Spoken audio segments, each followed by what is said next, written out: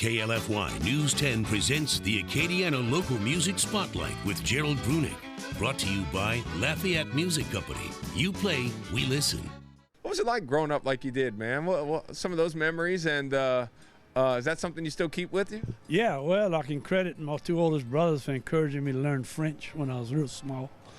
And they would always, the older, we'd have family gatherings, like they said, my grandfather and my daddy and my uncles and my grandfather's nephews, they'd all play music together. And then and they would try to follow along, learning the guitar and harmonica, and that kind of gave us the envie, So it was, and just there was always music all around the place. We had KLFY, the Marinade Show with Happy Fats.